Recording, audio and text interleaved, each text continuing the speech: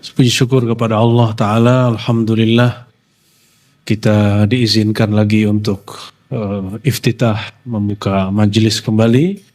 Majelis yang kita dedikasikan menghidupkan ajaran Rasulullah SAW yang disusun kembali kurikulumnya oleh Al-Imam Hujjatul Islam Abu Hamid Muhammad bin Muhammad Al-Ghazali, atau kita sering dengar dengan nama Imam Ghazali. Beliau wafat tahun 505 dan ini sesuai dengan dauh sabda atau kalam dari para imam terdahulu seperti Imam Malik. Wa ma lillahi baqiya, apabila satu karya diniatkan karena Allah, Allah akan kekalkan. Ya. Dan ini pertanda tidak ada satu majelis di dunia ini, majelis keagamaan yang ahlu sunnah, kecuali di sana ada kajian kitab Imam Al-Ghazali.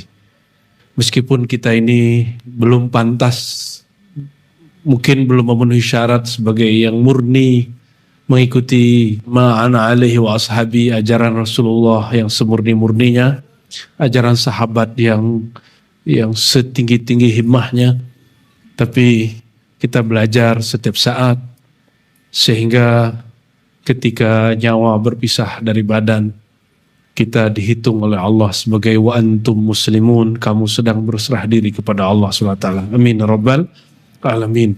Biarlah orang anggap kita, oh kamu aswajanya belum benar, kamu tarekatnya belum benar, kamu belum usul, biarlah kata orang. Wallahu alimun bidzatis sudur. Yang tahu hakikat diri kita Allah. Ya, orang nggak perlu tahu. Ya. Maka dipuji orang, dicaci orang, penting nggak? Sebenarnya nggak penting. Yang penting itu pengetahuan Allah tentang kita. Kalau Bapak Ibu Saudara sekalian menyebut nama Allah di kolbu, Allah tahu nggak? Ya, perlu nggak ini dibikin status? Aku habis zikir kolbu 1000 kali, tenang gitu, perlu nggak? Kan gak perlu bikin status begitu. Yang penting Allah tahu. Kita habis ngaji kitab-kitab ahlu sunnah, kita gak perlu pengakuan dari orang yang merasa lebih aswaja dari kita, gak perlu. Ya. Oleh karenanya saya mewasiatkan, menasihati diri saya sendiri dan kita semua, wabil khusus para asatidz muallim yang mengajar di sini ataupun dimanapun, sudahlah ya. Jangan cari perhatian makhluk. Ya, ridwan nas, ya. Oh ya, la tudrak. Senangnya manusia, ridha manusia itu tujuan cita-cita yang nggak mungkin dicapai. A senang, B nggak senang. Tapi ridha Allah, ya. Ternyata mencari ridha Allah ini lebih mudah daripada ridha manusia. Kenapa? Allah hanya satu esa. Kalau makhluk banyak. Maka kalau hendak mencari perhatian, perhatian yang maha satu, yang maha esa, maha tunggal Allah Subhanahu wa ta'ala. Baik, mari kita bersyukur juga kepada kekasihnya. Kata Nabi, tidak bersyukur kepada Allah orang yang tidak bersyukur kepada makhluk. Makhluk yang paling layak disyukuri adalah Sayyidul Wujud, Sayyidina Muhammad Sallallahu Alaihi Wasallam. Lalu para guru-guru, para masyayikh, orang tua, kawan-kawan, ya, orang-orang yang menasihati kita semua. Al-hadiniya wa likuliti salihah ila ruhil arwah Sayyidina wa maulana Muhammad Sallallahu Alaihi Wasallam wa kulli man dhakarnahu al-fatihah. A'udzu billahi minasyaitonir rajim. Bismillah. Ya kalam ya mesin saruto surutul yang ta'ala warahmatullahi wabarakatuh. Amin. Ahdatullah ma'adullah ma'adullah ilahana anta maqsuduna wa ridwaka matlubuna wa bi asanidina an masyayikhina wa bi asanidihim al-muttasilah ila al-imam hujjatul islam al-allama al-faqih al-mujtahid al-arif billah Abi Hamid Muhammad bin Muhammad Al-Ghazali qala faslun. Kita masuk sekarang ke faslun. Fasal, pemisah. Apa kata beliau? Ya'lam. Ketahuilah annal qalba, di kajian sebelumnya disebutkan bahwa kolbu itu punya tentara. Tentaranya itu adalah hawa nafsu kita. Jadi hawa nafsu itu tentara. Hawa nafsu ini terbagi dua. Hawa nafsu birahi, hawa nafsu emosi. Hawa nafsu birahi mesti ada, tapi dia tidak boleh menjadi tuan di dalam tubuh ini, di dalam jiwa ini. Hawa nafsu emosi, dia tidak boleh juga menjadi tuan, karena bawaannya emosi. Kalau yang pertama, birahi, bawaannya makan, minum, seks. Makan, minum, seks. Makan, minum, seks. Itu aja bawaannya. Kalau yang kedua, pengen diakui, kalau enggak marah. Ya, pengen dihargai, kalau enggak ngamuk. Nah, kalau ini belum jinak, walaupun sorban tebal, walaupun sudah dapat ijazah tarekat, 10 ijazah tarekat, jadi mursyid 10, bahkan 40 ijazah tarekoh, itu enggak ngaruh. Oleh karenanya, Al-Imam Najmuddin Kubra, yang bersanad ke Imam Ghazali 3 atau sampai 4 orang, jadi antara dia dan Ghazali 3 sampai 4 orang, apa kata beliau? Waktu aku masuk khalwat suluk riyadhah tirakat, guruku Maulana Ammar, ya, murid dari jalur Suhrawardi, ya. Janganlah engkau menganggap dirimu orang tarekat, orang sufi, orang aswaja.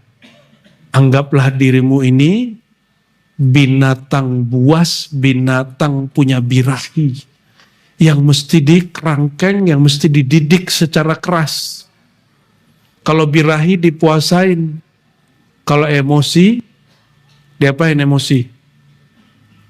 Orang emosi itu diapain? Didik orang emosi pakai apa? Dijinakan pakai apa orang emosi? Ini rumah tangga gak akan beres kalau kalian gak paham ini. Walaupun ustadz, walaupun ajengan, apalagi yang bukan. Ya, gimana cara jinakin emosi? Orang emosi itu karena ada asbab di dalam ini sombong. Sombong itu merasa lebih dari orang. Kalau lagi motoran, merasa motornya lebih bagus. Kalau lagi driving mobil, merasa mobilnya lebih mahal. Atau minimal merasa dirinya lebih keren. Disalip motor orang lain, gua disalip. Di jalan begitu, ustadz aja begitu, gimana yang bukan ustadz? Ustadz begitu gak? Ya, ustadz loh ini. Disalip dikit, ya harusnya bilang alhamdulillah dong. Ya. Kalau perlu kita kasih jalan orang, ya.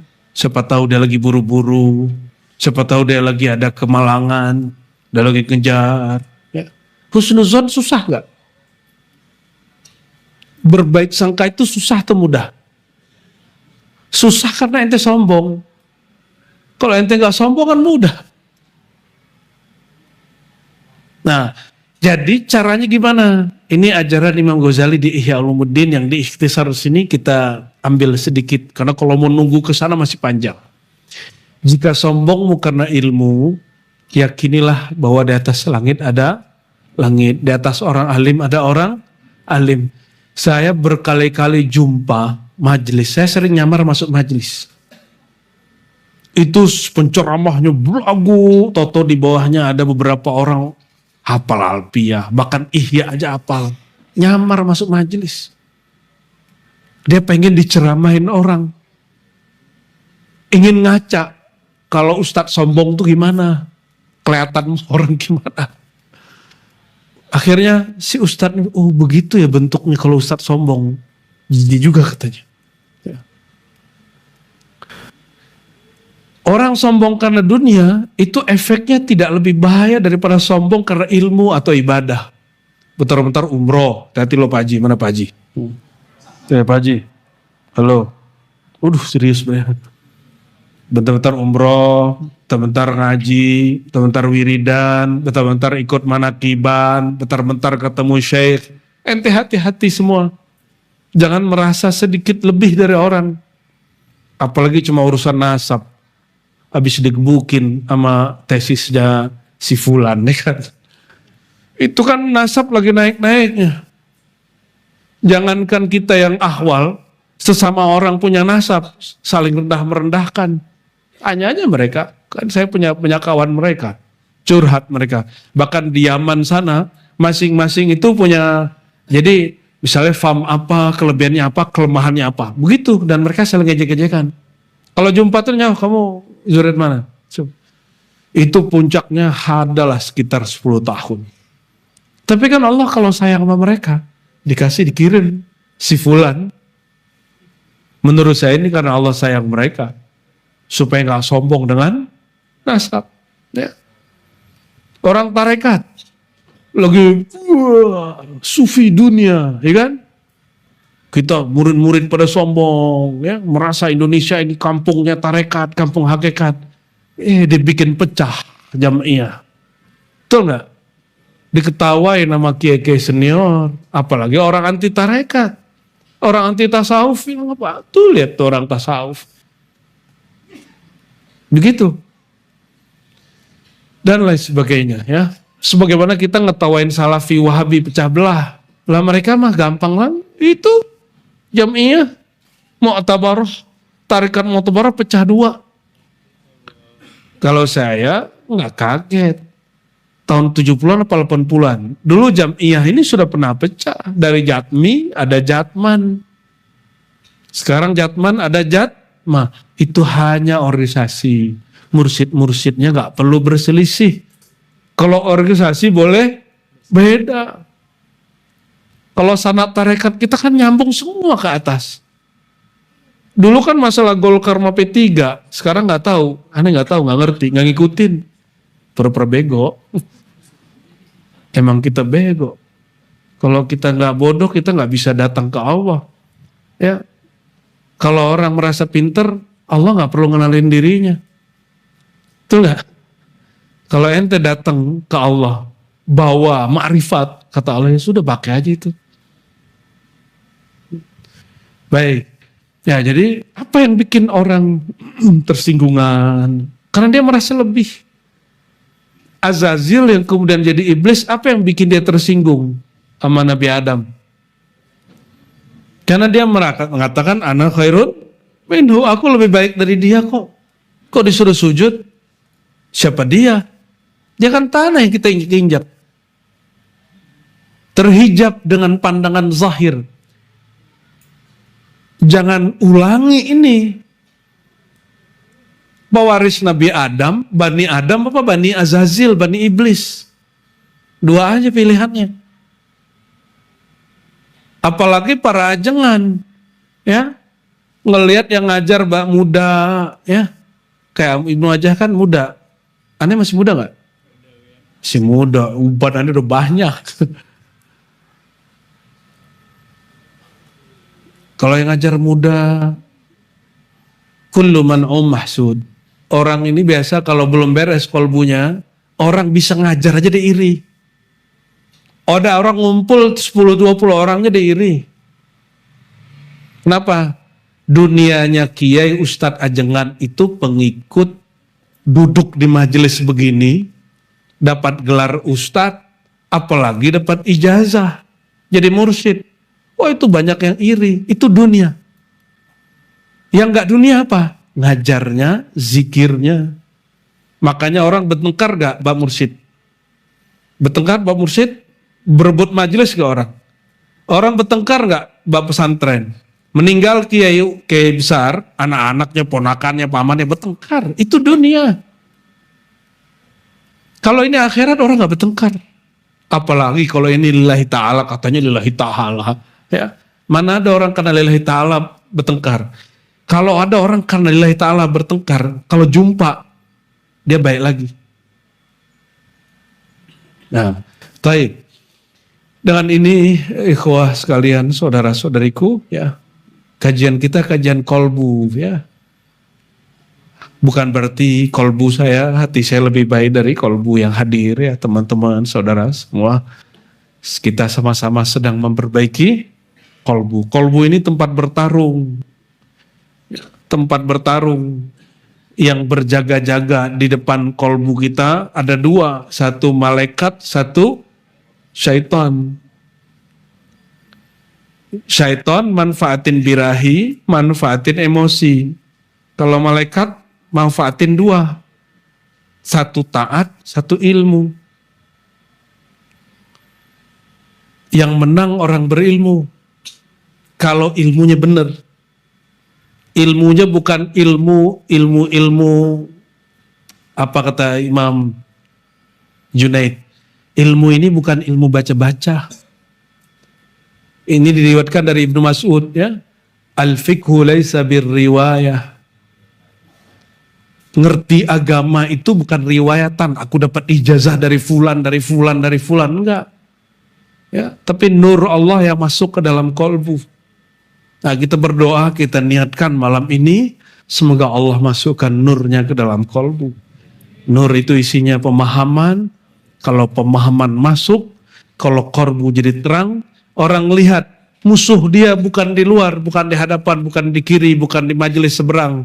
Musuh dia ada di dalam sini. Kalau kolbu sudah terang, kalau kolbu belum terang, dia melihat musuhnya di luar.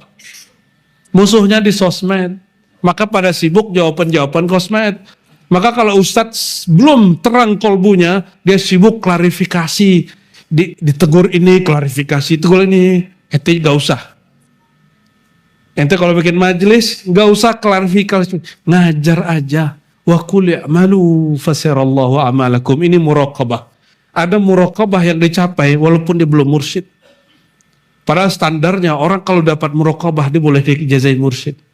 Maka mu'alim, kenapa guru-guru kita dulu ngomong, thariqat aku ngaji. Kenapa? Ngaji yang mana? Yang ini. Wa qul i'malu fasarallahu a'malakum. Beramal saja, mengajar aja, berkarya aja. Fasarallahu a'malakum. Allah akan lihat. Bahkan ada yang membaca fasayurillah. Allah akan memperlihatkan, mempromosikan, mempopulerkan amalmu. Itu pemahaman-pemahaman yang lebih kurang ya. Kalau Allah sudah melihat, makhluk lihat gak? Kalau Allah sudah tak melihat, ada gak barangnya? Allah tidak melihat. Kalau Allah tidak melihat, bakal lihat makhluk? Nggak bakal lihat makhluk. Jadi kalau cari perhatian sentralnya. Allah Subhanahu wa ta'ala malikul mulk. Jangan cari perhatian grup-grup makhluk. Walaupun atas nama ini paling ahli sunnah, ini paling ahli sunnah. Sudah ya. Imam Ghazali sudah ngelewatin itu sampai dia nggak bisa bicara hampir setengah bulan. Ya. Dan kita nggak usah ulangi kesalahan itu kembali. Qala i'lam annal qalba mithaluhu mithalul mir'ah. Ya. Sesungguhnya kolbu permisalannya semisal mir'ah. Mir'ah dengan mar'ah mirip ya. Mir'ah artinya cermin, bukan kaca. Cermin. Kalau perempuan mar'ah, tempat orang melihat. Hampir mirip sih. Suka ngaca mungkin gitu kali ya. Makanya ibu-ibu ini udah di handphone ada kamera tetap aja bawa cermin. Tapi kalau ente bawa cermin aneh curiga. Mungkin sudah sunat 3 kali. Wa ulumul haqa'iq. Ini koma di sini nih ya. Kolbu seperti cermin. Sudah bayar? Kolbu itu semisal cerminnya bukan cermin biasa, cermin cembung. Kalau cembung dia bisa ngambil 180 derajat bahkan lebih begitu barangkali ya. Wa ulumul haqa'iq, ilmu terhadap hakikat sesuatu, umpama suar, rupa-rupa atau gambar yang kita lihat kalau kita bercermin atau kalau kita lagi pertigaan, kita lihat di cermin cembung sebelah sana ada sesuatu. Allati tura fil mir'ah, yang terlihat di cermin. Syai'un wal haqa'iq fi anfusiha syai'un. Ya. Wal husul fil mir'ah syai'un. Misal suwar allati tara fil mir'ah syai'un, sesuatu, dan hakikat pada hakikat dirinya juga sesuatu. Wal husul fil mir'ah syai'un, maksudnya gini, cermin itu sesuatu. Jika kelihatan ada gambar di dalamnya, itu juga sesuatu yang berbeda daripada cermin. Terus ilmu kita tentang sesuatu itu juga beda. Coba lihat serban saya warna apa? Benar, putih. Ini outer warna apa? Beda nggak putihnya?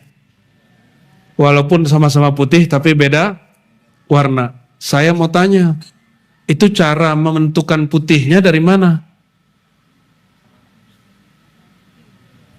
Orang kalau tidur, buka matanya, taruh benda depannya, dia bisa jawab nggak ini warna apa?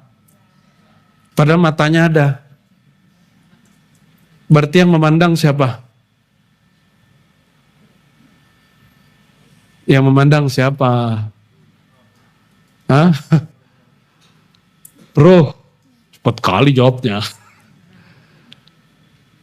Sifat basor yang ada pada dirinya. Itu versi ahli akidah dan sufi. Tapi kalau orang filsafat nggak begitu. Ada barang, kita begini, coba matiin lampu, bisa lihat nggak? Nggak. Betul? Pas hidup lampu bisa lihat? Coba lihat, kelihatan saya? Itu rupa saya yang datang ke sana, atau matanya Bapak Ibu yang datang ke saya, atau gimana? Atau enggak dua-duanya? Mata datang sini, keluar dong matanya.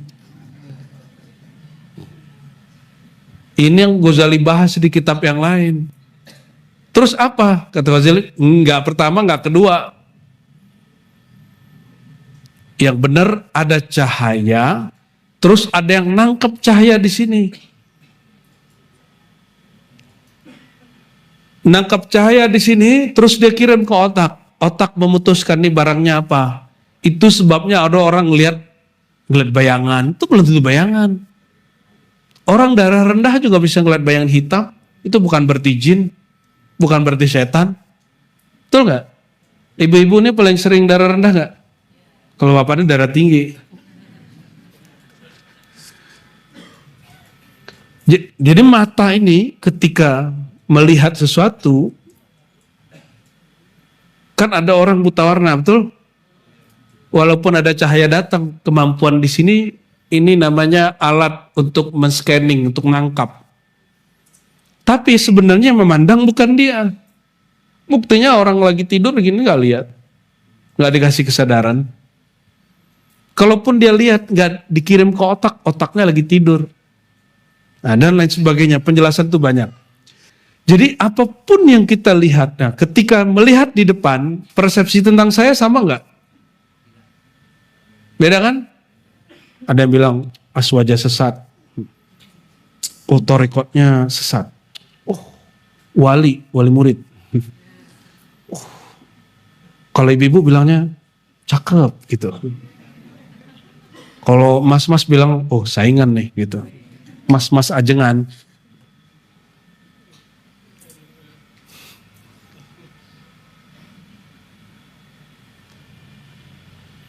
Kalau orang kerja, bersaingnya di tempat kerja. Kalau ngelihat orang, dia lihat, oh ini saingan gua nih, apa bukan? Kalau ustadz, ngerasanya dapat saingan ustadz. Kalau orang bikin majelis baru, matanya mandang sama dengan orang awam, tapi cara pandangnya beda. Jadi bukan salah mata. Salah si basor, tidak dibimbing oleh basirah. Basirah itu perangkat kolbu. Ini yang lagi beliau benerin. Ya. Jadi walaupun objek yang kita lihat sama, pengetahuan kita tahu objek itu beda-beda. Jadi kalau melihat satu objek, cari pengetahuan tentang dia. Jangan sekedar ikut-ikutan orang. Oke, apa kata beliau? Fal ilmu misalu husul fil mir'ah. Ilmu itu umpama apa yang diperoleh pada cermin. Sedangkan kolbu adalah cermin itu sendiri, hakikat fi anfusiha syai' tsalis. Sedangkan hakikat belum tentu sama dengan yang diperoleh. Mohon maaf. Ada 3 kaca. 1 cembung, 1 rata. Hasil gambarnya beda nggak? Kenapa beda? Karena dia cara pandangnya beda. Kita pakai kacamata hitam. 1 pakai kacamata putih emang. Bening. Itu orangnya kelihatan yang ini, kok dia agak merah dikit, kok coklat dikit kulitnya. Kalau ini kelihatannya kok kulitnya kuning ya? Itu salah siapa? Salah kaca mata yang dipakai. Malam-malam pakai kacamata hitam nggak? Kelihatan nggak? Kan ada juga gus-gus malam-malam pakai kacamata hitam. Tapi ada alasan sih katanya. Ya temanku juga. Saya ulangi ya, ini kita buat ilustrasi. Ini mata, oke? Ngelihat apa nih? Lihat apa kita? Orang pakai sorban lah, ya.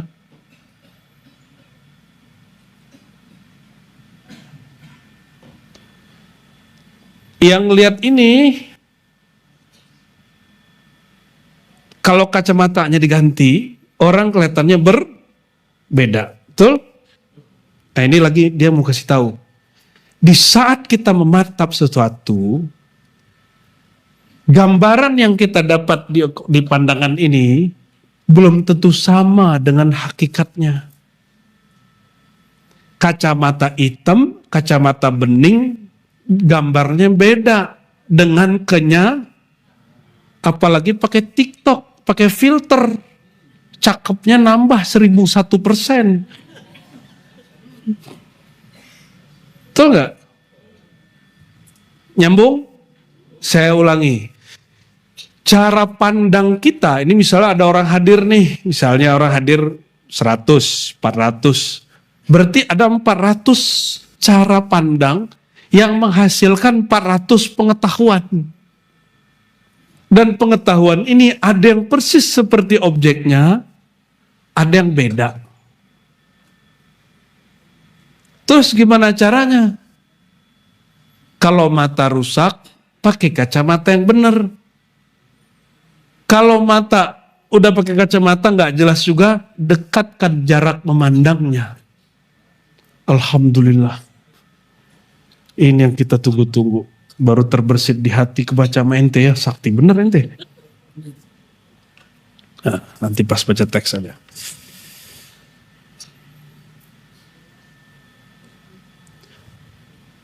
Berarti ada 3 hal. Pandangan, ini tebel bener ya. Kita kecilin dulu.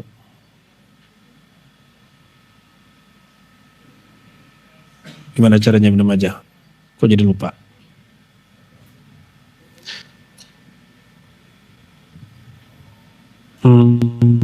Oke. Ya sudah. Kayak pendekar ya. Nggak jelas. Jadi belum tentu objek yang dilihat oleh 400 orang itu sama seperti yang sebenarnya. Oke, saya mau tanya. Bulan, matahari. Sudah? Gedean mana? Enggak, itu pengetahuan. Kalau kita lihat sekarang, Kayak-kayaknya menurut mata gedean mana? Hah? Secara kasat mata nih. Sama nggak? Kayak sama ya? Bener? Betul? Tapi secara pengetahuan beda nggak? Beda. Ini yang disebut hakikat sesuatu berbeda dengan pengetahuan kita tentang dia. Jangankan ilmu engkau, ma'rifat engkau kepada Allah, ma'rifatmu, pengetahuanmu, ilmumu tentang makhluk pun belum sempurna. Belum tentu sesuai dengan objek sebenarnya. Bumi bulat atau datar? Siapa yang bilang bulat? Ayo angkat tangan. Siapa yang bilang datar? Ayo angkat tangan. Tuh, ini nggak tahu apa, takut apa, bodoh semua. Apa takut salah? Oh, yang keempat. Jadi gimana? Bumi bulat apa datar? Bulat. Tahu dari mana? Yang pernah keliling bumi? Orang yang bilang bulat, dia punya dalil, punya bukti. Buktinya misalnya A, B, C, D. Yang bilang flat, ada bukti. Coba sekarang telepon orang Amerika atau buka berita Amerika Live. Mereka lagi terang apa? Gelap. Ini dijadikan dalil kalau bumi bulat. Tapi bagi yang nggak percaya, oh nggak begitu. Jangankan kepada pencipta bumi, tentang bumi saja kita tidak sepakat. Betul? Terus ente minta orang mau memahami kita versi kita, bisa nggak? Nggak bisa. Jadi jangan tuntut orang memahami diri kita sebagaimana yang kita mau. Walaupun itu orang tua sendiri, walaupun itu pasangan sendiri, walaupun itu saudara sendiri, walaupun itu teman majelis, apalagi mursyid. Ente siapa mau dipahami mursyid? Kata Imam Sya'rani ketika ditanya orang, jadi Imam Sya'rani ditanya orang, kira-kira guru ingat aku nggak? Kata Imam Sya'rani, siapa elu? Yang benar itu wahai murid, kata Imam Sya'rani. Apakah engkau ingat gurumu? Bunga, jangan mikir gini. Kalau ketemu guru, Ustaz, ingat aneh nggak? Gaya bener ente. Nggak begitu adab sama guru. Adab sama guru, minta doa. Kita Fatihah terus. Kata Imam Ahmad bin Hambal, beliau berguru nggak nyampe setahun. Nggak nyampe setahun, hanya kira-kira 6 bulan, tapi jadi mujtahid mutlak. Karena gurunya benar, wali Allah. Bukan wali setan. Bukan orang yang suka ngomain orang lain. Bukan orang yang wiridnya sosmed. Dia wiridannya tafakkur. Bukan orang yang suka ngorek-ngorek kesalahan orang. Bukan panitia kebenaran. Bukan orang yang sok paling benar. Itu Imam Syafi'i gurunya. Interaksi sebentar jadi wali, jadi mujtahid. Imam Ahmad bin Hanbal. Tambah tawadu, apa kata Ahmad bin Hanbal? Ma taraktu fi salati. Aku tidak pernah meninggalkan dalam doaku. Salati di situ artinya doa atau solawatku. Ya. Sayyidi Syaikhi Abi Abdullah Muhammad bin Idris Syafi'i arba'ina sana. 40 tahun dari semenjak jumpa sampai sekarang, aku tidak pernah melupakan mendoakan Imam Syafi'i. Itu yang disebut Rabithah. Apa sebutannya? Nah, Imam Ghazali termasuk orang yang mengajarkan Rabithah, tapi dengan bahasa yang lebih halus. Bahasa yang lebih halus. Ya. Masih ingat gak guru yang ngajar kita dulu sholat waktu kecil? Itu Rabithahnya tapi lemah. Ya. Karena kalau nggak sholat dipukul. Jadi kita punya kenangan jelek tentang guru kita. Betul? Makanya beda guru ngaji biasa dengan mursyid itu. Kalau guru ngaji marah, kita ngelawan kayaknya nggak apa-apa rasanya di kita. Padahal itu apa-apa. Tapi kalau mursyid, kita berguru dengan kesadaran. Sama guru ngaji di pas orang tua. Kalau guru mursyid, kesadaran kolbu. Nah itu bedanya ya. Saya yakin, hakul yakin yang hadir malam ini karena kesadaran kolbunya. Min. Ya. Ya Rabbal Alamin. Ya. Oke, kita lanjut.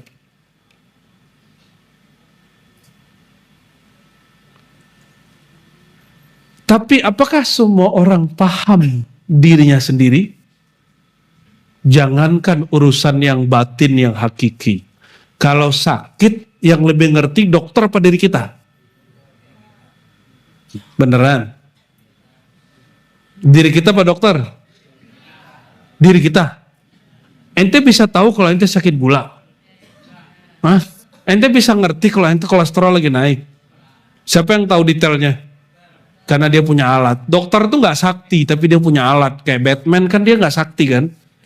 Batman itu bukan beda dengan Superman kan? Superman kan dia unsur badannya Masya Allah bisa terbang. Apalagi ente dibohongin aja lah tuh. Tapi kita nonton ya. Kebalik lagi celananya kan. Aduh. Arsy dalam jadi di luar.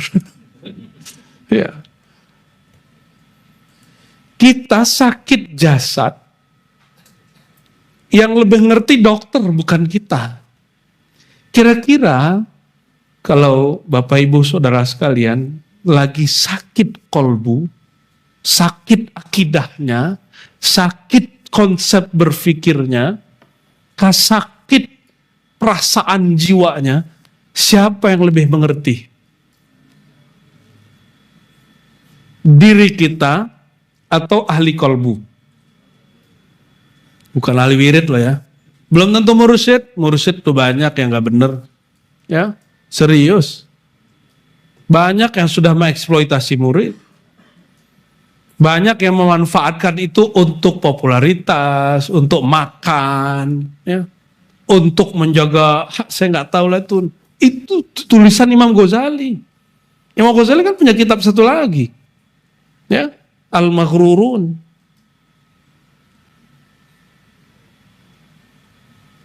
Imam Sya'rani yang seorang mursyid pun dia menulis kitab juga Tanbihul Mukhtarin. Apa arti maghrur, mukhtar? Orang yang tertipu. Dikira dengan selembar kertas aku ijazahkan engkau jadi wakil talqin, jadi mursyid. Terus ente sudah selamat. Saya sudah jumpa lebih dari 70 mursyid. Dan mereka mengaku kami tidak tahu alam gaib. Kami nggak tahu isi kolbu murid. Tapi kami diajarkan guru cara ngobatin kolbu kami sehingga diizinkan boleh mengobati kolbu orang lain. Tapi murid keyakinannya apa? Guru tahu alam gaib, nggak begitu. Guru tahu cara ngobatin hati murid, itu baru benar. Guru tahu cara ngobatin jiwa murid, baru benar. Kalau yang gaib-gaib guru nggak tahu, kalau Allah nggak kasih tahu. Kalau Allah kasih tahu, itu baru namanya mukasyafah. Dan mukasyafah nggak bisa dibuat-buat. Penyingkapan alam rohani. Ente udah ketemu berapa mursyid? Ya, banyak toh. Semuanya ada. Yang saya jumpai, kecuali ente punya guru. Aku ketemu alam gaib, atau alam gaib. Ya mungkin guru kita beda manhaj kali. Ya, ini 70 lebih loh. Mulai dari yang ummi, sampai yang intelek, sampai yang wali mastur, wali masyhur. Baik dalam negeri ataupun luar negeri. Itu semua mengatakan, la ilma illa lillah. Yang tahu ilmu itu hanya Allah. Semuanya begitu. Nah, kembali ke sini. Kalau kita sakit jasad, siapa yang tahu kita sakit? Dokter. Kalau kita sakit jasad, patuh gak sama dokter? Dokter mengatakan, Mbak, minum 3 kali. Mau? Nanti datang lagi minggu depan. Mau? Mau datang. Kalau yang sudah tumor, ini harus dioperasi. Mau kan? Mau. Kalau guru ngomong gitu gimana? Nah, ini harus dibersihin pagi dan sore, istighfar 100 pagi dan sore.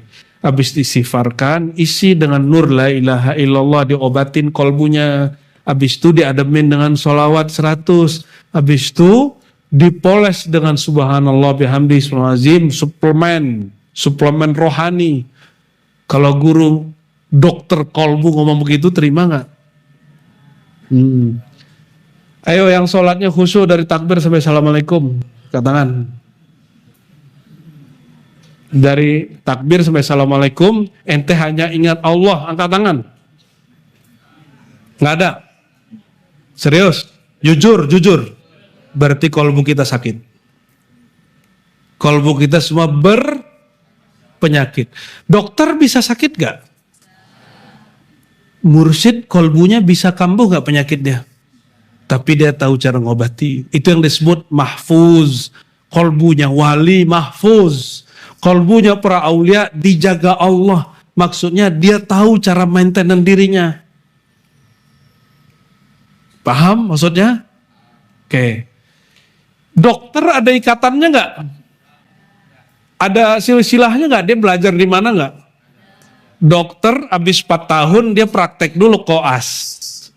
Habis itu tugas dulu di puskesmas, ya PKL dulu dia kalau sekarang bahasa anak-anak muda, ya praktek dulu, baru nanti naik puskesmas besar, habis itu baru kemudian mandiri, buat klinik sendiri, atau kerja di rumah sakit, sama. Jadi orang bisa bimbing murid bukan dengan selembar kertas, aku ijazahkan engkau. Tapi dia dibimbing oleh gurunya cara untuk merawat kolbunya, mengobati kolbunya sendiri. Kalau sudah berhasil, nanti diuji sama gurunya. Nih disuruh ngerawat murid yang lain, ngobatin murid. Diuji, oh lolos. Dia bisa menyembuhkan dirinya sendiri. Dia tidak terkontaminasi ketika diuji. Kalau dia terkontaminasi, dia tahu cara balik. Imunitas kolbu, baru gurunya bilang, udah kamu boleh angkat murid, buka klinik sendiri, klinik kolbu, namanya majelis. Jadi majelis itu klinik kolbu sebenarnya, bukan klinik. Nyambung malam ini? Udah dong ngajinya kalau gitu. Lanjut. Oke. Tadi saya kasih tahu, kita kalau melihat objek sesuatu, coba lihat kalau di sini gunung paling dekat gunung apa? Bukit apa? Apa? Gunung Salak. Gunung Gede. Ya ada bukit deh, bukit apa? Jonggol. Jonggol mah banyak deh. Belakang. Tempat Aneh Trabas berarti dong. Oke. Kita lihat nih bukit. Udah nyambung? Bayangin aja lihat pagi-pagi. Tiba-tiba ini lagi musim dingin. Pagi-paginya kabut. Penglihatan kita di sini ke sana kelihatan nggak? Gimana biar jelas? Deketin, karena orang di dalam kabut dia nggak tahu kalau dia lagi di dalam kabut. Yang sering naik gunung, Nabi itu suka hiking loh. Nanti jangan macam-macam. Nabi itu suka naik Jabal Nur, Jabal Sur, Jabal Uhud. Nabi itu suka hiking, nih hadis hiking ini. Trekking itu Nabi suka naik. Kiai, Masya Allah hari ini, itu gak boleh gendut loh itu. Ini kurang olahraga ini. Kalau olahraga ini, suka makan malam. Oh iya, ente gendut karena belum punya bini. Cepetan, gak ada ngurusin. Banyak-banyak olahraga. Rasulullah itu baru mengendut setelah beliau di atas umur 50-an ke atas, 55-an ke atas itu baru kemudian beliau mulai badannya agak ya gelambir-gelambir dikit. Tapi kata para sahabat Nabi dalam Syama'il, dadanya lebih maju daripada perutnya. Berbeda dengan Anda. Kalau kita gimana? Perutnya lebih maju daripada Allahu Akbar. Oke, kalau kita ngeliat bukit gunung, ada kabut, supaya jelas, deketin. Jangan tanya ke orang. Malam-malam ngeliat gunung, kelihatan nggak? Ya tunggu dulu besok. Makanya ada orang disuruh menunggu nur. Ya. Nah, apa yang menyebabkan kita terhalang? Nah, kita lagi mau lihat objek di sana, nggak kelihatan, ternyata kabut atau ada gedong. Jangan gedongnya dihancurin, ya. Gimana? Kita cari sudut yang lain, gitu, ya. Nah, lalu beliau menjelaskan kenapa, ya? Fa idza arafta hadza fa'lam annamtina, ya, ketahuilah bahwasannya imtina inkisyafis suwar, terhalangnya tersingkap hakikat objek sesuatu, fil mir'ah, masuk ke dalam pikiran kita atau kolbu kita, ada 5 sebab, ya, ada 5 sebab kenapa orang memandang sesuatu itu beda-beda, padahal gunungnya sama, ya, waktu memandangnya sama. Yang pertama, fasadu soratiha a'nil mir'ah wa huwa qabla an taduru wa tatashakkal isyakil mir'ah wa tusakkal, ya. Rusaknya gambarnya yaitu si cermin sendiri, emang yang retak otaknya sama kolbunya. Kalau yang retak di sini, coba ada orang zikir la ilaha illallah, la ilaha illallah, terus dia bilang apalah itu, ya. Orang zikir begitu ente terganggu. Giliran ada orang apain? Orang musik kencang-kencang biasa aja. Masalahnya apa? Yang paling lucu baru hijrah nih. Ini baru hijrah. Ada orang zikir dia langsung berdiri. Bid'ah gitu. Ada yang begitu gak? Orang zikir la ilaha Allah dia gak nyaman. Yang gak nyaman sama la ilaha Allah siapa yo? Yang gak nyaman sama la ilaha Allah siapa? Bukan ada yang ngomong loh ya. Kalau ada orang kesurupan diapain? Allah Akbar, la ilaha illallah gitu. Dia teriak-teriak nyebut nama Allah gak bid'ah. Giliran kita zikir la ilaha illallah suaranya agak tinggi, bagi dia bid'ah. Itu aneh. Berarti apa yang masalah? Emang di dalamnya yang salah. Kolbunya lagi rusak atau ilmunya lagi rusak. Zikirnya gak salah. Tapi si penerima kolbunya sama ilmunya masalah. Maka disebut khabathuhu wa sada'uh, ya. Karena kolbunya belum dibersihin. Khabas dan sada itu maksudnya noda. Noda kolbu apa? Kejahilan, su'uzan, penyakit-penyakit kolbu. Ya. Kaunuhu ma'dulan bihi an jihatis surah. Ya. Atau dia nggak menatap kepada objek itu dengan tepat. Contoh, waktu lagi ru'yatul hilal, melihat bulan, penyaksian bulan, penentuan Ramadan atau hari raya, ada yang menyaksikan, ada yang tidak, benar nggak? Padahal tempatnya sama. Kenapa? Yang ini melihat kemana, yang itu melihat ke mana? Jadi nggak kelihatan. Oke.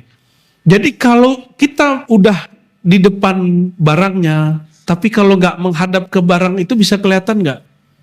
Nah, itu yang disebut tawajjuh. Tawajjuhnya kurang. Bi'antakuna surah wara al-mir'ah. Coba lihat orang di belakang, bisa nggak? Tapi nggak noleh. Nggak bisa. Nah, begitulah orang ketemu wali. Padahal wali keluarganya sendiri, atau tetangganya sendiri, karena dia nggak noleh. Itu sebabnya orang luar selalu yang lihat. Orang lihat, loh Itu wali kok dicuekin. Itu kiai kok dicuekin. Itu ulama kok dicuekin. Yang tahu harumnya orang di luar, orang dekat gak ngerti. Kenapa? Karena dia salah noleh. Yang ditoleh apa? Masa lalu orang itu. Oke. Ar-rabi' al-hijab al-mursal bainal mir'ah was surah. Penghalang yang yang menghadang antara cermin dan gambar. Antara mata dengan objek yang dilihat ada penghalang, tadi kabut. Ini malam berapa ini bulannya? 28. Oh, kalau malam nih, malam 14 berarti purnama. Kalau ada awan bisa lihat gak? Gak bisa. Tungguin awannya pergi.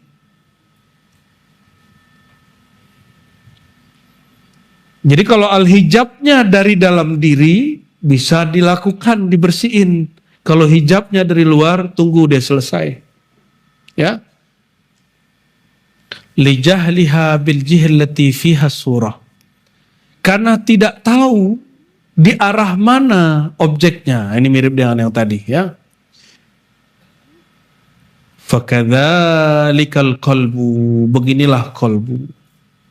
Huwa musta'id li yatahalla bi hilyatil haq fil umur kulliha. Dia siap untuk memakaikan perhiasan-perhiasan anugerah dari Allah semua. Wa innama khala bihadzal asbab. Jadi semua kita sebenarnya bisa merasakan mandi zikir, bisa punya firasat tajam. Contoh ibu-ibu nih. Kalau anaknya sakit, tapi anaknya di sekolah atau di rantau bisa ngerasain kan?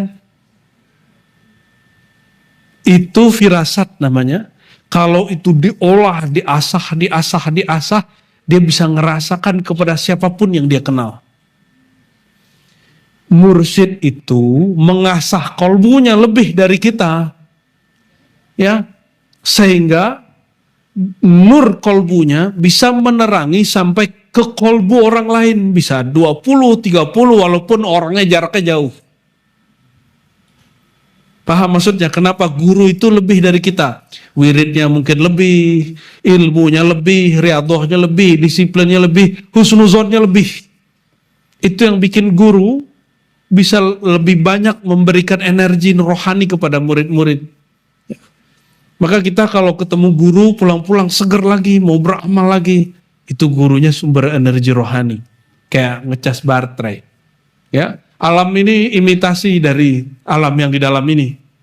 Ini alam zahir, yang di dalam ini alam batin. Alam yang di luar tiruan terhadap alam yang di dalam. Ya, bukan sebaliknya.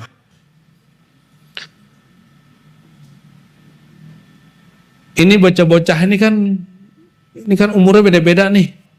Betul nggak? Itu daya tangkap mereka beda-beda loh. Kenapa? Karena sama-sama berakal, tapi kemampuan menangkap anak kecil dengan segala umurnya dengan kita beda. Anak kecil kehilangan pulpen, ngamuk, nangis-nangis, bener? Baby, balita. Dia mainannya patah. Bapaknya senyum nggak liatnya? Senyum, dia tinggal dipasang. Tapi anak kecil melihat barangnya rusak, dia nangis, dia hilang akal. Dia sama-sama berakal, tapi akal ini belum sempurna. Jadi kenapa ada orang memahami sesuatu tidak oke, tidak sempurna? Karena emang akalnya belum kuat. Kenapa kalbu seseorang belum bisa menangkap niat baik kita, niat baik guru, niat baik Rasulullah kepada Abu Lahab, Abu Jahal? Kok mereka salah faham? Karena kalbu mereka belum dewasa. Ya. Was'asani liqaduratil ma'asi. Karena keruhnya maksiat, wal khabas, ya. Dan keburukan-keburukan allati tarakama 'alal qalb, yang menjangkiti kolbu. Bisababiha min kasrati syahwat, karena syahwat. Syahwat itu ada banyak. Ada syahwat tadi apa? Syahwat birahi, kerjanya ngapain? Makan, minum, seks. Syahwat emosi, kerjanya ngapain? Ingin ngancurin orang. nyenggol orang, bentak orang. Betul nggak? Syahwat akal. Apa yang akal? Syahwatnya ingin mendapatkan kebenaran sebanyak-banyaknya dan merasa paling benar. Itu akal. Nafs, ego. Syahwatnya apa? Syahwatnya ingin diaku, maka senang dipuji-puji. Ya, maka kalau kurang dipuji, sedih. Ya, itu juga yang membuat orang kenapa pengen kuliah tinggi-tinggi, ingin dapat ijazah dari mana-mana agar dipuji dengan gelar-gelarnya. Wah, ini kan orang sekolahan nih. Udah jangan berhenti sekolahnya. Berhenti ngarap orang memuji kita dengan gelar. Gelar doktornya 2. Pakai sorban. Pakai gamis, tongkat. Pas ngomong bab marifat, baca nahu sorof aja salah-salah, diketawain orang nggak? Pakaiannya bagus tapi nggak pantas. Ada orang bajunya biasa-biasa aja, baju kemeja, ya kan? Kopiahnya hitam, miring-miring lagi, rambutnya keluar-keluar lagi kan, pakai sarung doang. Nahu sorof di luar kepala, kalau ente di luar beneran. Akhirnya walaupun ngomongnya pakai bahasa kampung, Allah masyhurkan. Allah masyhurkan. Paham maksudnya? Ya, jadi jangan lagi sibuk untuk menyempurnakan performan penampilan luar. Jadi para ustadz, para kiai, kalau ajengan hadir di sini, kalau ceramah tuh nggak usah repot-repot gaya, banyak gaya. Saya kalau nggak dapat ijazah sorban, saya masih pakai kopiah hitam sampai sekarang. Ini karena ngamalin sunnah aja. Walaupun ini bukan sunnah wajib apa, ini guru kita nyontohin begitu. Ya kadang-kadang kan juga pakai kopiah biasa. Bukan ini juga Abu Jahal Bulhab kan pakai sorban juga kan. Tapi guru aneh bukan Abu Jahal. Guru aneh bersanadnya ke Rasulullah, bukan ke Abu Jahal. Jadi sanadnya bukan ke Abu Jahal, ini ke Abu Al-Qasim Sayyidina Muhammad sallallahu alaihi wasallam. Jadi kalau ada orang ngejek, jadi serba salah sama orang yang hatinya berpenyakit. Kita pakai kopiah salah, ya. Kita pakai sorban salah, maka jangan cari perhatian lewat penampilan. Oke. Makanya ada ayat kalla balrana ala qulubihim. Oh, belum selesai. Syahwat jiwa, syahwat kolbu apa? Kalau kolbunya sehat, syahwatnya hanya nama Allah, nama Allah, nama Allah, nama Allah, nama Allah. Sampai ke fuadnya. Ilmu tentang Allah, ilmu tentang nama Allah, ilmu tentang nama Rasulullah. Itu syahwat kolbu. Jadi kolbu kalau nggak dikasih nama Allah, itu lapar dia. Orang nggak nafsu makan 3 hari, apakah dia nggak makan? Halo? Orang nggak nafsu makan, tapi dia tetap harus makan toh. Orang kalau zikir nggak enak, apakah dia ninggalin zikir? Terus gimana? Harus tetap zikir sampai ketemu obatnya. Obat itu pahit pemanis. Beneran. Yang manis namanya apa? Situ. Salah dia jawabnya. Kalla bal rana ala qulubihim. Ini cara bacanya nanti ke ahli tajwid ya. Wah, saya nggak mau jelasin. Ini lam dan ra, cara keluarnya makhrajnya sama, maka kita berhentikan bal. Ya, nggak boleh baca bar, nggak boleh ya. Kalla bal rana ala rana. Itu artinya mendera ke dalam kolbunya. Ada sesuatu yang mendera ke dalam kolbu. Ada sesuatu yang merusak kolbu, yang menutupi kolbu. Itu rain, rana. Man faqarafa dhanban qarafahu aqlun lam ya'ud ilaihi abadan idh ghayatu ay yusaqqil al-qalb bihasanatin yatba'uha walau kana duna dhanbi lazada isyrakul qalb. Ya. Jadi siapa yang melakukan dosa, man qarafa dzanban, siapa yang terjebak melakukan dosa, faraqahu aklun, yang akal memisahkan diri darinya, lam yaud ilaihi abadan, pasti dia nggak akan mau balik ke dosa itu. Idghayatuhu, karena tujuannya apa? Tujuan orang kalau udah ngerti bab ini pasti ingin bersihin kolbu. Jadi kalau ada kolbunya terjebak satu maksiat, akalnya sadar, pasti dia nggak mau balik, ya, nggak mau balik melakukan itu. Terus apa yang dilakukan? Dia akan lakukan bihasanatin yatba'uha. Dia akan membersihkan dengan sesuatu kebaikan-kebaikan yang dia iringi setelah melakukan kerusakan. Jadi jangan ngomong gini, rusak mah rusak aja, hancur-hancur sekalian, itu namanya putus asa. Allah itu mengatakan la taqnatu min rauhillah, wahai pendosa, wahai orang-orang yang terjebak dosa, wahai orang-orang yang dengan jujur dia menikmati dosanya, jangan kamu putus asa untuk dapat jalan keluar. Mudah gak bagi Allah merubah orang taat jadi maksiat? Cukup dia sombong dengan maksiat, cukup dia merasa dirinya lebih soleh, itu udah langsung dosa sudah. Sholatnya mah bagus, kolbunya gak bagus. Orang berilmu, kalau Allah mau murkai mudah. Allah gelincirkan pikirannya sebentar, langsung dolin, sesat dia.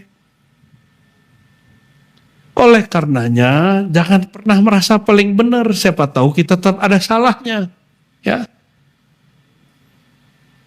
Ini jangan dikira kalau udah pakai kopiah, pakai gamis, pakai sarung, terus kayak malaikat. Enggak, saya yakin, hakul yakin, nafsu orang bersorban lebih besar dari yang gak pakai sorban. Jujur ente. Benar kan?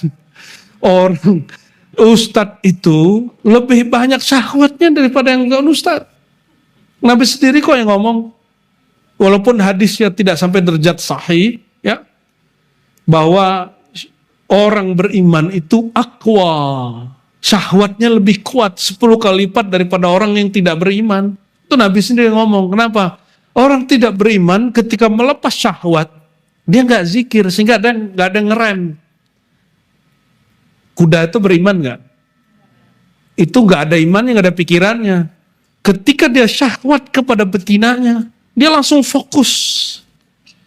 Makanya kuda nggak ada jeda. Ejakulasi dini namanya. Betul nggak yang urusan kuda ngerti? Walaupun badannya besar. Ya, tapi kalau orang sedang berzikir, dia ingat Allah. Sehingga syahwatnya dikontrol oleh kolbunya, bukan dikontrol oleh birahinya. Nah, ini yang kita sedang cari. Semoga Allah jaga kita di situ. Amin rabbal alamin, ya.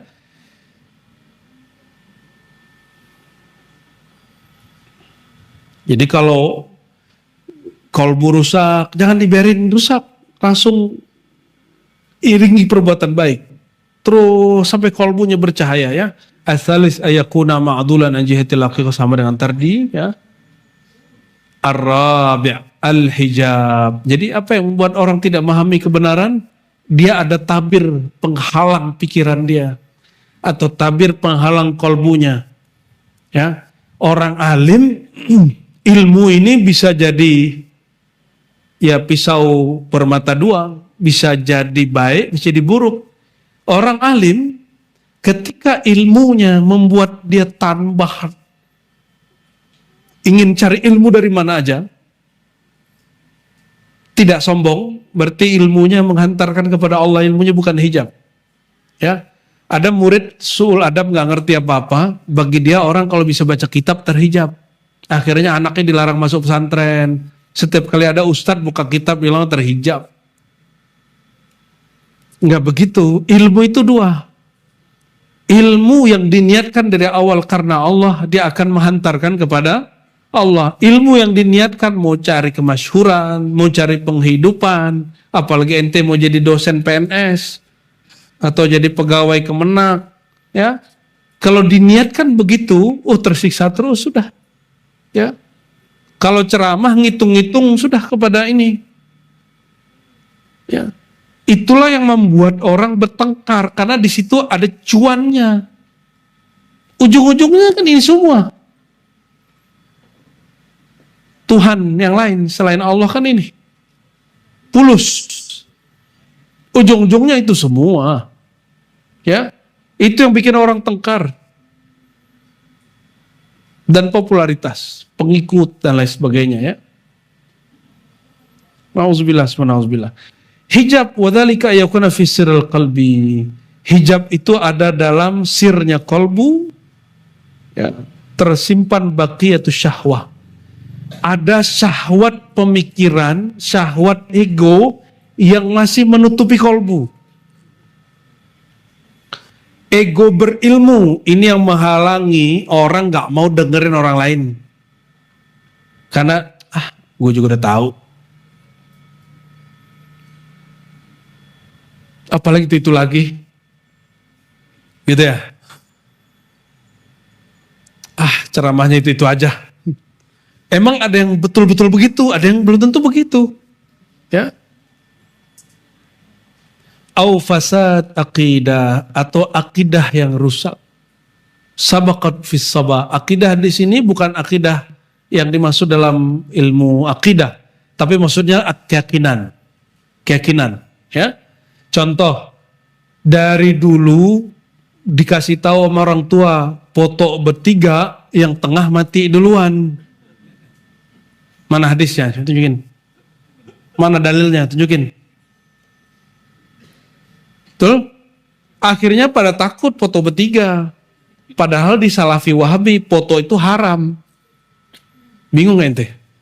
Jangankan bertiga, jangankan berdua, ente foto sendiri haram. Gak nyambung kan? Emang gak nyambung. Tapi sekarang, sejak kapan ya? Saya juga bingung. Emang zaman Rasul ada foto ya? Gak ada. Terus siapa yang bikin kaidah kalau foto bertiga yang di tengah mati duluan? Karena sudah masuk sabaqat fis sabah, sudah tertanam dari kecil, susah benerinnya. Nah, ini yang kita sebut mitos. Mitos yang sudah tertanam. Contoh kalau mitos di Cikarang, Pak. Duduk depan pintu. Apa? Jodohnya susah. Oh, kalau itu kearifan lokal lain lagi. Itu bisa dijelaskan.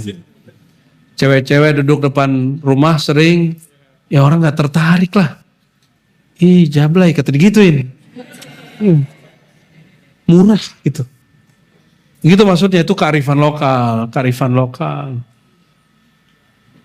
Apalagi ayo, mitos-mitos. Bocil-bocil, kalian apa yang kalian takuti? Ibu-ibu biasanya paling banyak mitosnya, apalagi kalau lahiran. Anak, apa? Nyapu malam-malam. Nggak boleh. Itu ada penjelasannya nggak? Siapa tahu ada penjelasannya, ntar dulu. Takut? Itu nggak nyambung itu emang. Nyapu malam-malam, takut emasnya hilang. Si emasnya kali. Nggak nyambung. Nah, tapi udah masuk ke dalam doktrin. Padahal orang dulu lampunya seterang ini nggak? Oh ya, saya masih ingat dulu ibu saya ngelarang motong kuku malam hari. Ya, saya tanya ke bapak saya, maksudnya apa Pak? Ya kalau dulu kan orang pakai damar. Kalau kamu potong kuku malam hari, potong kuku dulu pakai pemotong atau pakai pisau? Saya masih pakai pisau Pak. Kalau malam-malam pakai pisau, gelap, sayup-sayup, temaram-temaram. Itu yang nanti putus apa? Itu maksudnya, oh bapak saya selalu ngajarin yang rasional. Emak kita mitos. Jadi yang ibu-ibu ini punya jasa mempertahankan tradisi. Berikut mitos-mitosnya. Maka yang paling rempong kalau acara adat itu ibu-ibu. Mohon maaf ibu-ibu ya, ini pengamatan saya. Di semua wilayah, itu kalau ibu-ibu sudah, ini bapak-bapak udah diem aja. Ya, karena udah kalah kita sudah. Kalau pas lahiran nih, saya masih ingat ketika istri kita lahiran, ibu-ibu bawa keris taruh di bawah, biar cepet lahirnya. Mitos. Mitologi itu berbahaya, ya. Nah, itu disebut akidah, mitos, kepercayaan yang sudah tertanam dari kecil. Wa baqiya atharuha, ya, efeknya masih ada. Ini akan mengalami. Contoh, masuk tarekat gila. Itu bagian dari mitos, Pak. Ya, masuk tarekat gila. Orang gila. Ini gila nggak? Yang bilang dia gila belum S2, dia udah S2, Pak. Mana ada orang gila S2, ini udah mau doktoral. Nggak begitu, ya. Apalagi teman saya kuliah di UIN gila, tapi kok nggak ada orang bikin kaedah, ente jangan kuliah di UIN, nanti gila. Berobat di rumah sakit mati. Tapi nggak ada orang bilang, jangan bawa ke rumah sakit, nanti mati. Nggak ada kan? Kenapa? Kenapa kalian lebih percaya kepada dokter daripada guru-guru? Ya, harusnya kan kalau sakit, datang ke dokter. Kalau sakit kolbu, datang ke guru kolbu. Dokter aja butuh guru kolbu kok. Semoga ada guru kolbu, kalau sakit badannya butuh dokter. Ya, hal-hal tipis begini harus pinter-pinter. Tapi kita kebalik, sakit badan minta doanya ke kiai. Betul? Kebalik-balik, itu kesalahan metodologis itu. Jadi jangan sampai belajar tasawuf jadi horor. Imam Ghazali itu imam paling cerdas akalnya. Sehingga kalau ngomong tasawuf, akal yang dia pakai akal rohani. Kalau lagi ngomong fikih, dia pakai akal zahirnya. Jadi logikanya itu yang diganti. Ya. Taib. Al-khamis al-jahu bil jihallati minha. Contoh lain ya. Contoh lain apa? Kalau berkaitan mata tasawuf apa? Mitologinya apa? Mitos-mitosnya apa? Apa, Pak? Khurafatnya apa seputar tasawuf? Kalau wali di tengah hutan, ya, wali masa diomelin bini, itu enggak, itu mah ente. Apalagi, kalau wali keramatnya apa? Kalau dia wali, pasti dia tahu nama saya. Kalau dia wali, pasti dia bisa salaman nama saya. Sejak kapan syarat jadi wali salaman nama ente? Tapi kalau kita doa gimana? Ya Allah, kalau betul dia wali Allah, wali engkau, izinkan tanganku ngambil berkah darinya. Salaman, gitu adabnya, coba diganti. Kalau kita nih, ada orang dimasyhurkan Allah jadi wali. Jangan ngancam-ngancam, kalau Allah nggak ngasih hidayah ente gimana ntar? Kalau Allah tidak mau mengikuti iradah kita gimana nanti? Udah mencoba untuk salaman, gak bisa salaman, ada aja menghalangi. Tiba-tiba setan datang menghalangi. Ya. Kayaknya dia bukan wali. Aneh sudah berusaha datang. Udah ngejar. Gak bisa, berarti dia bukan wali. Ya, berarti nanti kita buat kitab Syurutul Walayah. Syurutul Aulia, syarat wali. Nomor pertamanya salaman nama ente. Ya, tahu nama ente, ya, tahu isi hati ente, emang begitu. Jangan bikin-bikin mitos sendiri. Bisa nyembuhin penyakit enggak? Para aulia ini Allah bagi-bagi. Ada ilmunya berkaitan dengan pengobatan, betul. Kalau dia doa sembuh sakit jasad orang. Ada wali yang disembuhkan itu bukan jasadnya, yang disembuhkan akalnya. Jadi ada wali Allah. Dia di kampus-kampus, di pesantren-pesantren, yang tadinya murid jahil sembuh jadi alim. Itu wali juga.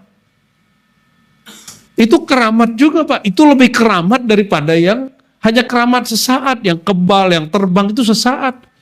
Kalau murid nih jahil, terus jadi alim kenal Allah, itu gurunya wali.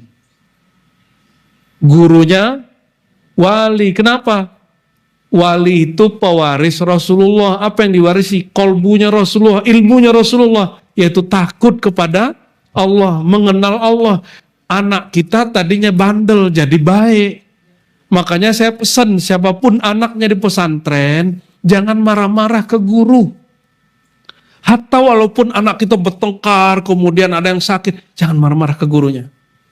Atau gurunya nampar anak kita, jangan marah kecuali anak ente mati. Tuntut dia.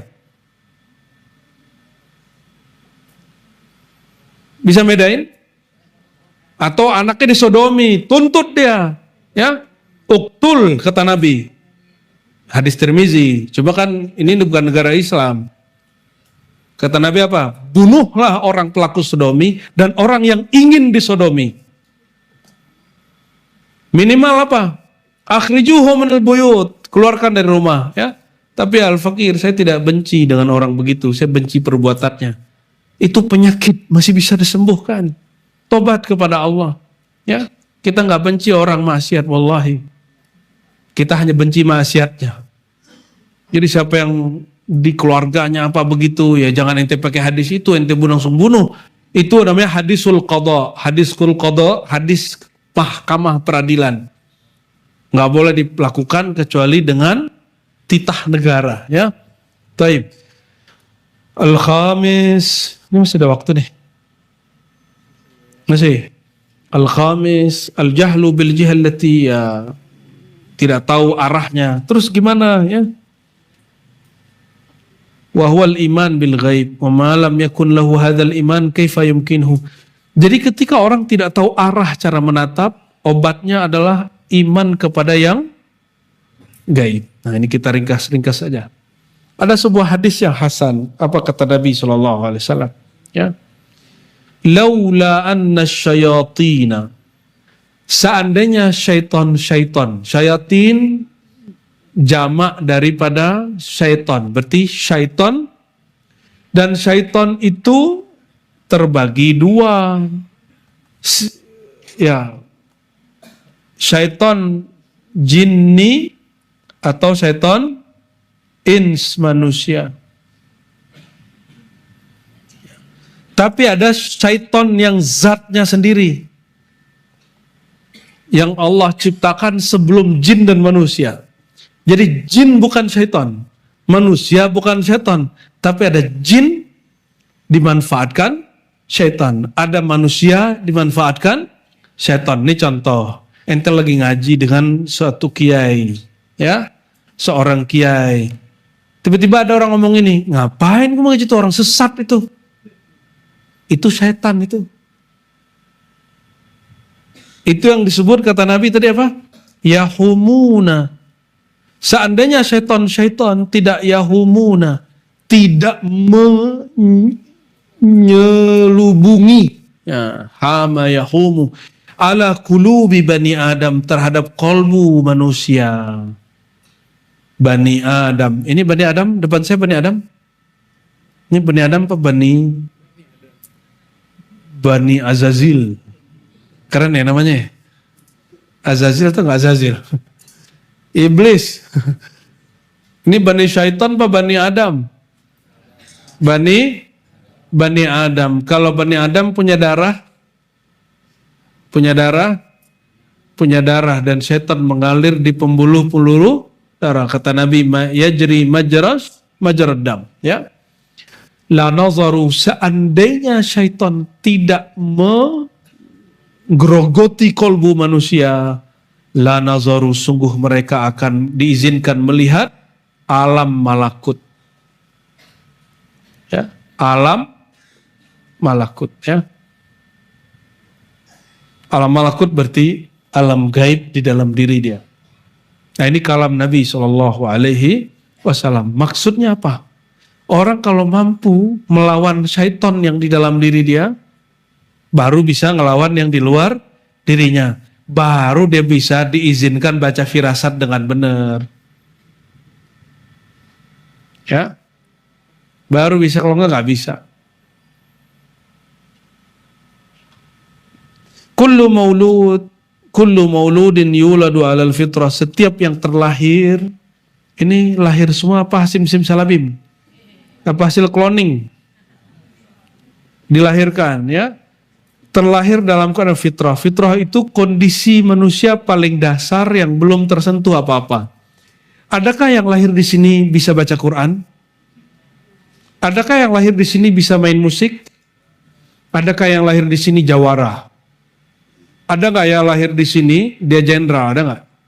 Ada nggak yang lahir di sini dia Pak Haji? Nggak ada. Yang lahir bawa gelang emas ada nggak? Nggak ada. Pas lahir bawanya apa? Air ketuban. Betul? Bawa baju nggak? Bawa emas? Bawa gelar? Nggak ada bawa apa-apa. Nah kalau anak kecil, itu sebabnya anak kecil bisa ngelihat yang aneh-aneh. Jangan heran. Anak kecil sering melihat yang tidak dilihat orang tua. Nah, sering kalau orang-orang kebatinan, ya paranormal itu sering menjadikan anak-anak sebagai media untuk ngecek ini orang netral apa enggak. Karena dia nggak bisa ngecek, kalbunya kan nggak netral. Namanya paranormal, di atas normal. Di atas normal bisa jadi normal beneran atau udah. Kalau normal beneran itu ahli kun. Kalau nggak normal perdukunan. Beda-beda tipis ya.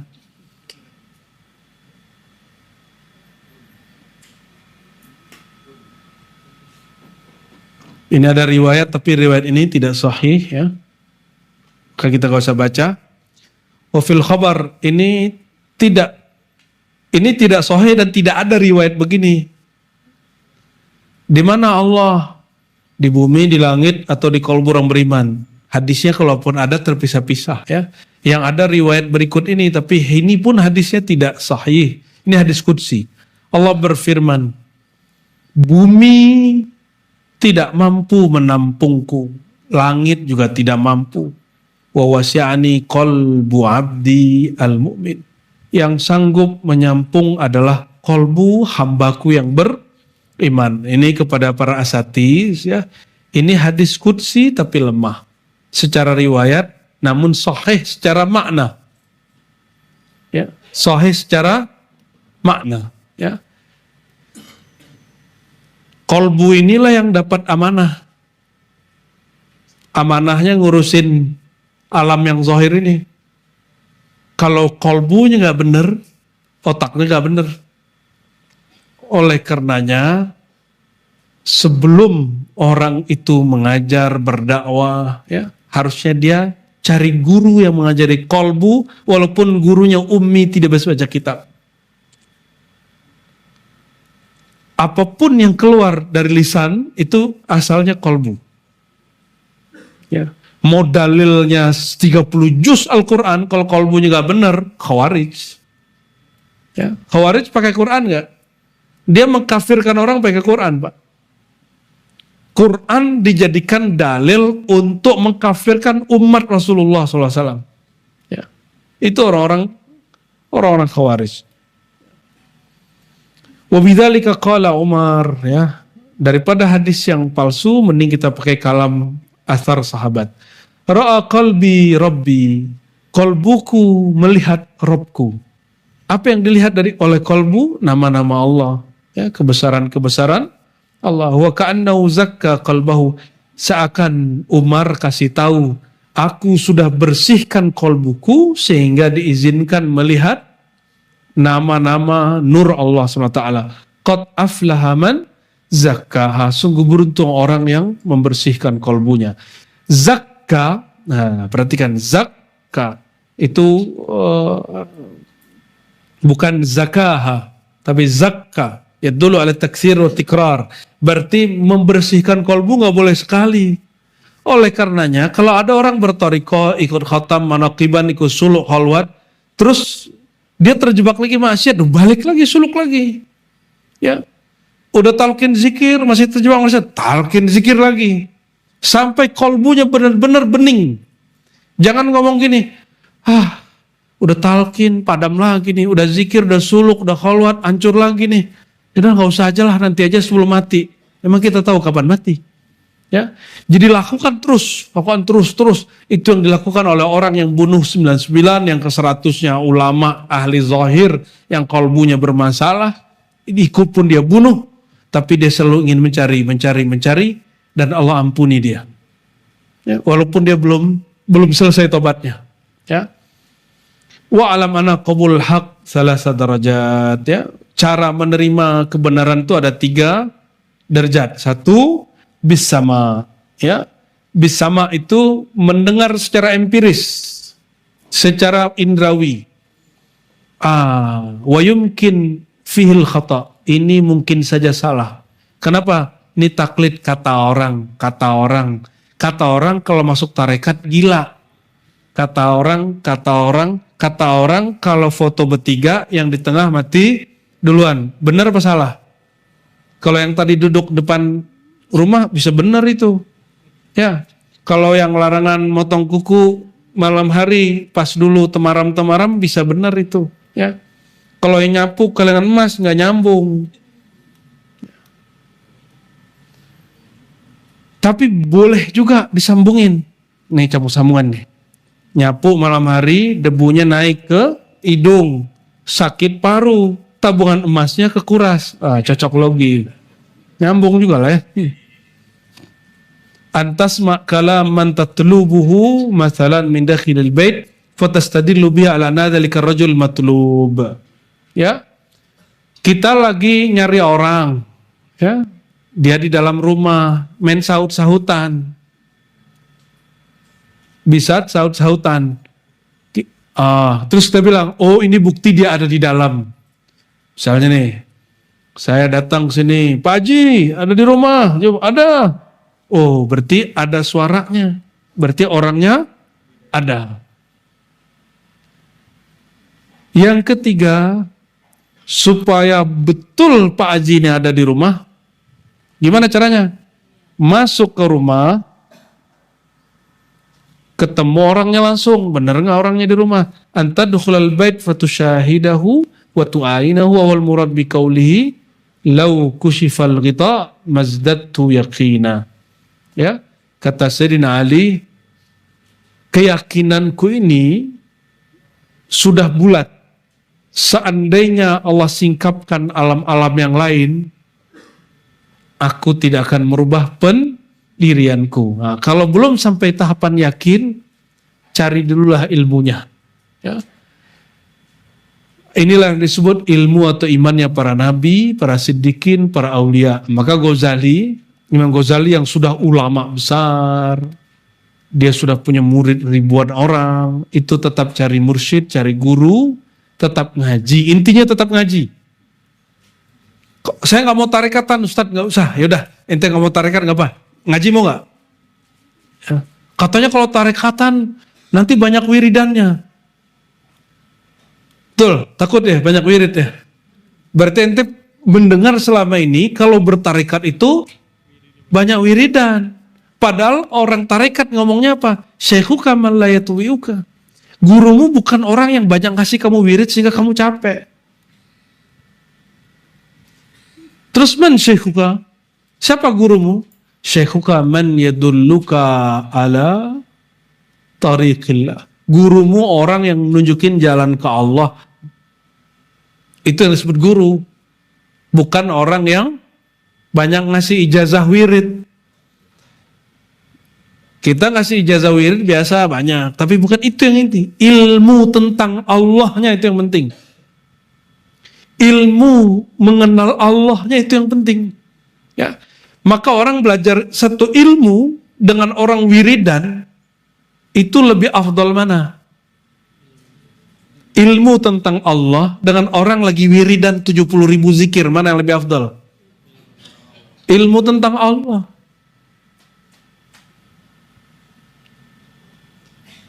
Nah, inilah fahadzal ladzi la yadur sahwal ghaflah hawali. Ilmunya para nabi, para aulia, ya, walaupun orang bertambah umur, bertambah tua, tambah pelupa, ilmu ini nggak akan hilang. Kenapa? Ilmunya nggak di otak, ilmunya di dalam kol. Bahkan ilmunya nggak hanya di kolbu, tembus ke sirnya. Kolbu berubah, kolbunya sakit, sirnya nggak sakit. ego, jiwa. Kita tersinggung sama guru, disinggung sama guru ngomong kamu jangan begitu lagi nak. Ego kita tersinggung, tapi sirnya udah bener. Rahasia di dalam kolbunya dia percaya guru, jadi kekasih Allah ingin ngobatin saya. Coba kalau dokter ngomong gini, kamu makan apa? Jangan ngomong begitu lagi, jangan makan ini lagi. Kita terima kan? Karena kita percaya dia bakal ngobatin kita. Maka sama guru, coba tasdik kepada guru. Percaya sama guru sehingga kalau disindir guru gak tersinggung, ya. Kalau dikata-katain guru gak down. Nah coba kalau ini lolos, baru bisa nanti berjuang bersama guru. Ya. Kalau ini lolos, semoga nanti ketemu guru yang lebih berat, bisa lagi. Ya, yang pasti di atas langit ada langit, ya. Kata Imam Sya'rani, kamu berguru kepada seorang mursyid, lalu jumpa mursyid a'lam wa akmal wa a'raf billahi minhu. Kamu berguru kepada seorang mursyid, lalu jumpa mursyid yang lebih alim, lebih sempurna, lebih arif, lebih kenal Allah daripada guru. Ya, bolehkah kita pindah? Jangankan kamu, kata Sya'rani, gurumu pun wajib berguru ke dia. Ini kalam para ulama kita dahulu, ya. Namun orang terhijabnya apa? Apa yang membuat sekarang kalau orang udah punya toriko, punya majelis, udah nggak mau datang ke majelis yang lain. Saya ingat saya dulu waktu kami masih remaja, mursyid-mursyid itu saling mengunjungi, saling berguru. Kalau sekarang saya lihat jarang sekali. Orang kalau udah bertarekat, nggak boleh lagi datang ke majelis sebelah. Kalau dulu guru kami nggak, guru kita ya. Hari malam ini zikiran di tempat kita. Besok kita ngambil faedah dari tarekat sebelah, majelis sebelah, mursyid sebelah. Walaupun tarekatnya beda. Ngaji kita ke sana. Gurunya juga ikut ngaji. Siapa tahu Allah ngasih rahasia kepada orang itu lebih daripada gurumu yang ini. Begitu beliau. Syekh Yasin Al-Fadani bawa muridnya bersama beliau kepada Syekh Ibrahim Fatani, Syekh Al-Habib Abdul Qadir Sagaf di Jeddah, dibawa. Gak gengsi dia gak takut nanti guru dan murid setara belajar, jadi satu angkatan, gak takut. Kalau sekarang kan guru gengsi, kalau kamu nanti berguru ke guruku, nanti kamu tinggalkan aku. Atau apa? Majelisnya bubar. Ini yang kemudian orang-orang kemudian takutkan. Itu yang jadi hijab. Jadi betapa banyak majelis yang dibikin, punya murid banyak, popularitas, menghijab seseorang untuk berguru kepada yang lebih alim, kepada Allah Subhanahu wa Ta'ala. Maka Bapak Ibu saudara-saudariku makan Allah, oleh karena itu kita bermohon kepada Allah, semoga Allah selalu ajarkan kita, dan perhatikan penutupannya di sini ya. Alladzi 'allama bil qalam 'allamal insana ma lam ya'lam. Jadi qalam itu kata Imam Ghazali itu ibarat satu makhluk Allah yang menjadi sebab Allah mengukir, menggores, menoreh ilmu di kolbu, ya. Apa kata beliau? Yang mengajar dengan al-qalam mengajarkan al-insan ma lam ya'lam. Kalau terjemahan umum, mengajarkan manusia apa yang dia belum tahu. Ini terjemahan biasa. Kalau tafsir Isyari nggak begitu. Allamal insan, dia mengajar manusia, ma-nya alladzi mausul kepada insannya, bukan kepada ilmu insannya. Allamal insan alladzi lam ya'lam, yang merasa dirinya tidak tahu. Ini tafsir Zauqiyahnya. Kalau selama ini tafsir yang saya dengar, dia yang mengajarkan manusia, yang manusia itu ilmunya belum dia punya. Berarti maknya kepada isim mausulnya, kata hubungnya kepada ilmunya, sifat ilmunya. Bukan, ini kepada zat insan itu sendiri. Alladzi 'allama bil qalam, dialah yang mengajar dengan al-qalam. 'Allamal insan, Allah langsung mengajarkan al-insan. Al-insan yang mana? Alladzi, di sini pakai malam ya'lam, yang dia tidak merasa berilmu. Jadi kita kalau hadir di satu majelis manapun, anggap diri kita tidak berilmu, baru Allah isi. Insya Allah, hatta ketemu siapapun ya. Ketemu siapapun. Semoga Allah Ta'ala ridhoi kita semua. Allah jadikan kalbu ini bercahaya dengan nurnya, dengan ilmunya. Allah jadikan kalbu kita sehat dari penyakit-penyakit kalbu, jiwa kita sehat dari penyakit-penyakit jiwa, pikiran kita sehat dari kejahilan, dan lain sebagainya. Dan Allah jadikan keluarga kita teman-teman surga, majelis kita teman-teman surga. Amin ya rabbal alamin.